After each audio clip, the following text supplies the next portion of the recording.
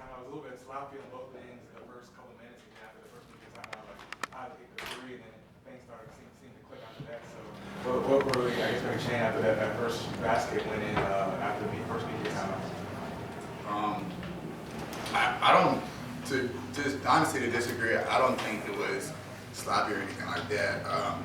I think we got good shots. I mean, Black got two, I think, good looks. Kel got a good look in the corner. IB got a good look. Like, we had shots that we hit. It was just, it was a little in the basket to start the game. Those are shots that, as we've seen, as the game went on, they fell down. It was just, getting our feet under us. But, just like all season, we were playing defense, so we were able to get stops. And then, once it did start hitting, that's when everything clicked.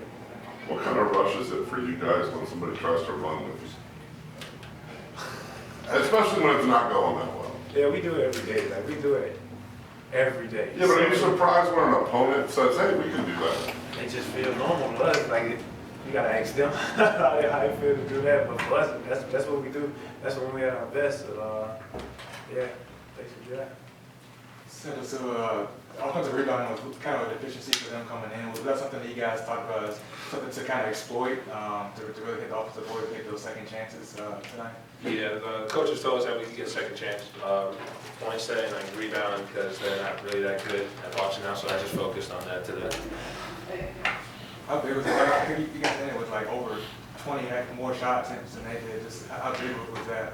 Just throughout the night, getting those second chance opportunities of 18 second chance points to their four. So how big was that throughout the night? It was big because when they go on us at the beginning, the first shot clock, they're getting tired, and then if we get the rebound, they have guards again, they're gonna get tired again. We're able to get easy stuff after that.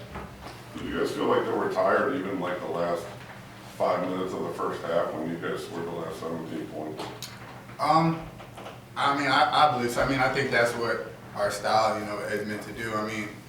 Whether it's, dead tired, on your knees or, mentally tired, just making mistakes. That's what we do as the game goes on. We try to wear our opponents down. So, like Santos said, if we're getting offensive rebounds on top of the fact that you have to break the press, every time down, that's going to wear on you after a while. And then, once the game gets late, we work on this. So, we're fresh while, other guys are still fighting that fatigue. Do the games feel any different when you've had a week off between games? Does it feel out of rhythm, or does it just feel, normal? No, I think you watching basketball and you're just ready to play, just ready to get back on the court. And but we're working out and practice. And during the season, you don't really want to practice that much. You just really want to play games. And so we did a good job of staying focused throughout the week, and we took care of business tonight. I knew obviously the March is the real goal, but to be ranked is something special, and not all teams get to do it. You guys have been on a lot of unranked teams, so what do y'all talk about, just what it means to be ranked? And I know coaches will say it doesn't mean anything, but I'm curious how it feels for you guys. I think we all just have the mentality to just keep on moving it up. Like, so we want to keep on increasing every single time when we play. Yeah, I think it's just one of those things where it's like, we'd be lying if we say it's not cool. I think every kid dreams of playing on a ranked college basketball team, having a number by your name when you play. So it's definitely cool. But after you see it, it's kind of one of those things you have to lock back in.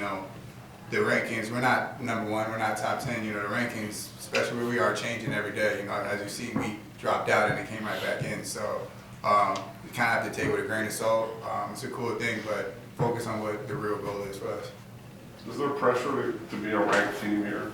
Because they've been ranked in many of the years. Do you guys feel like you need to kind of uphold that?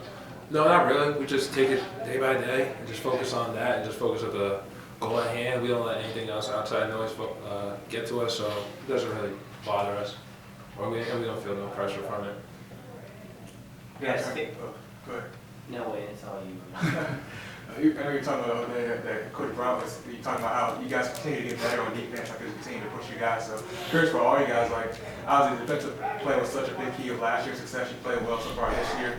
How much going to each game is maybe a challenge, or how much you challenge yourself to keep getting better and not get complacent, even though you guys know that the defense is such a bedrock for what you guys do? Like going to each game, you say, hey, we want to try to get better in this category. Like, what's the challenge to continue to get better and take a step forward, even though you guys have been so good on that end? Oh, it's just how we start the game off. I started playing, but throughout the course of the game, they were making threes, and so that was an area that we focused on in the summer, and that was good for us last year. So we want to really limit teams' three-point opportunities and their percentage, and so that could be something that we focus on going into our next game. But other than that, our steals and our blocks are up, so it's a give and take. But as long as we doing our job every single day, every single night that we play, it take care of itself. Guys, fans see certain types of plays, dunks, threes, and they see big stats, rebounds, assists. Who's a player on this team, and it can be one of y'all, that does something that the fans don't see, that players and coaches see, and realize how important that is? Oh, that happen now all the time. No offense, but when you were saying we were missing shots, we did a lot of good job moving the ball. Yeah, so it made it look like we were turning down shots because we were missing shots, but I'm saying, who's a player that excels at doing the things, kind of like a glue guy, people would describe him, like a Jordan Burgess back in the day, guys that do things that the fans don't really see, because they don't know the game like you guys do. Malik, because the way he's at the right spot on offense, and then on defense he's even on the right spot, even though he's not putting up crazy stats. It's just if you know basketball, you see that this guy's making an impact for us whenever he's in the game.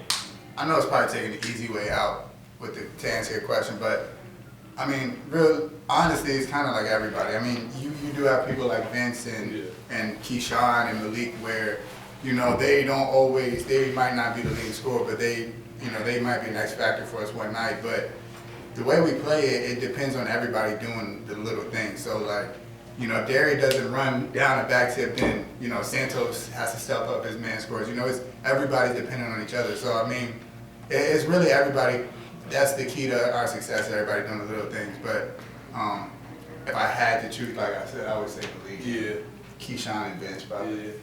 You guys Mike was concerned early in the year that you guys weren't turning turnovers into points very well. I think the last two games it's like 74-16. You've outscored teams off turnovers. What are you doing differently to make sure that when you get those steals, you finish? I guess you could say just converting and making it simple on the breaks. Last year we beat ourselves a couple times for being too unselfish. So this year we do drills, 2-on-1 drills, and I think we just drilling and practicing. We getting better at it. You guys are at Alabama State on Monday, so how do you turn the page from tonight and just switch, get ready? Easily, just on to the next one. Now we're ready to focus on Alabama State and see what they like to do and their weaknesses tomorrow, and get prepared for Monday. Do you think the week off helped going to 2 games within a couple of days of each other? No, I don't think we really see a difference. Actually, I don't think none of us really like the week off because we really want to play. Because when we see other teams playing on TV, it's like, we should be playing right now. Wish we was playing while we got to wait that long, but. Yeah, I mean, you can't control anything. We can't control the mature whole schedule. teams, just you got it. Whatever schedule is, you deal with it and you find a way to win. What's the day between like tomorrow, like between recovery and maybe trying to get some film in real quick to get ready for them? Guys will come in and we'll get treatment, recovery, and then we'll go watch film and see stuff from this game, and then focus for the next game, and then we'll just focus on Alabama State and just practice like it's another practice. Just get ready for Monday. Retweet. Anything else, guys? All right. Have a good night.